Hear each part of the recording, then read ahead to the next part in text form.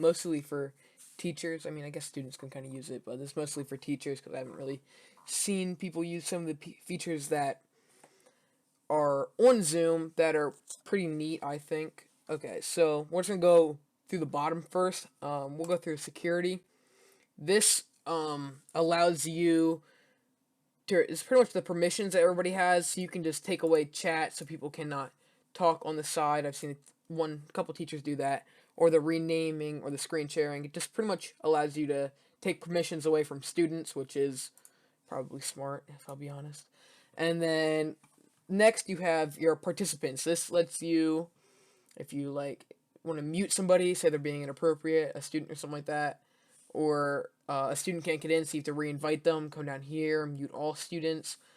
You can also, this will show your waiting room, so most teachers I've seen have a waiting room so that they have to let people in so they can't just like automatically join, which is good for Zoom, so you can't have a random person join. But this does show your waiting room, so this allows you to put them into your actual class and get them out of that waiting room.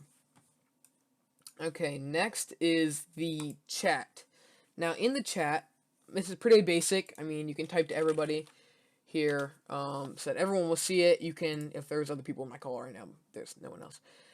You could privately message them, which is a cool feature. You can also drop files in here, but there's not really no point in dropping files in here because you can just put them on Google Classroom. But if you really feel like it, you could do that, which is pretty cool, I think, but kind of pointless because we have Google Classroom.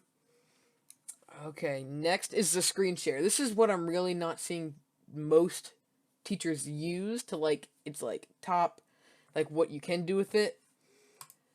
Okay, so you have basic screen sharing, which I have seen a lot of teachers use, but one thing on basic screen sharing is you can annotate, which allows you to draw. I mean, you can like circle important key things that you want students to see in a note. You can type stuff out for them to see if you're doing something. Say you have like a math problem, you can just fill it out with the problem right here on the worksheet and all that, which is pretty cool. And I have seen no teachers do that or use that so far. But there's also a whiteboard, which you can, I already had a math problem here, which you can do math on, I guess, and just show students like you would at like normal class, like your whiteboard at school, like for math and when you're taking notes and stuff like that.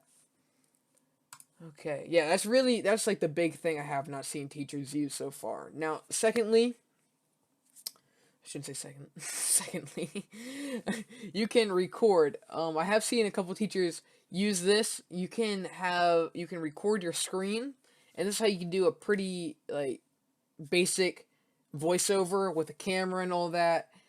When you have your camera set up, and you can record yourself speaking and going through this like a slideshow or something like that, and all that, which is a pretty neat feature on Zoom. That is pretty cool. I'll definitely even be using that. Not even teacher. I'll be using that.